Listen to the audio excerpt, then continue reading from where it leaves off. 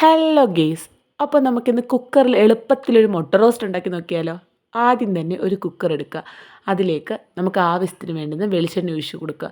പിന്നീട് നമ്മൾ നീളത്തിലരിഞ്ഞ സവാള അതിലേക്കിട്ട് നല്ല രീതിയിലൊന്ന് വഴറ്റി കൊടുക്കുക. എണ്ണയും സവാളയൊക്കെ നല്ല രീതിയിലൊന്ന് മിക്സ് ആയിക്കൊണ്ടിരിക്കുക.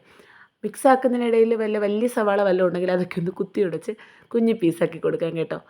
നല്ല രീതിയിൽ സവാള എണ്ണയൊക്കെ മിക്സാക്കിയ ശേഷം അതിലേക്ക് ആവശ്യത്തിന് ഉപ്പിട്ട് കൊടുക്കുക. ഉപ്പിട്ടതിന് ശേഷം നന്നായിട്ടൊന്ന് മിക്സ് ചെയ്യുക. ലേശം വെള്ളം ഒഴിക്കുക. നമുക്ക് വേണ്ടുന്ന മുട്ട എത്ര എണ്ണമാണോ അത് അതിനകത്തേക്ക് ഇട്ട് കൊടുക്കുക. നല്ലതായിട്ട് വാഷ് ചെയ്തിട്ടാണ് നമ്മൾ വെച്ചിട്ടുള്ളത്. പിന്നീട് നമ്മൾ കുക്കർ അടച്ചു വെച്ചു. ഉള്ളിയൊക്കെ നന്നായിട്ട് വന്നു മുട്ട നമ്മൾ പച്ചവെള്ളത്തിലേക്ക് മാറ്റി അതിലേക്ക് മഞ്ഞൾപ്പൊടി, മസാലപ്പൊടി, മുളക് പൊടി, മല്ലിപ്പൊടി, കുരുമുളക് പൊടിയൊക്കെ നമ്മൾ ഇട്ടിട്ടുണ്ട് കേട്ടോ. എന്നിട്ട് നല്ല രീതിയിൽ നമ്മളൊന്ന് മിക്സ് ചെയ്ത് കൊടുത്തിട്ടുണ്ട്.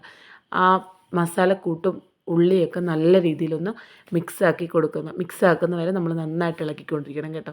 നല്ല രീതിയിൽ മിക്സായതിന് ശേഷം അതിലേക്ക് നമ്മൾ പുഴുങ്ങി വെച്ച മുട്ട ഒന്നിട്ട് കൊടുത്തിട്ട് ചെറുതായിട്ടൊന്ന് തിളപ്പിച്ചെടുക്കുക. അടിപൊളി മുട്ട റോസ്റ്റ് റെഡി ആയിട്ടുണ്ട്. ചപ്പാത്തിൻ്റെ കൂടെ കഴിക്കാം.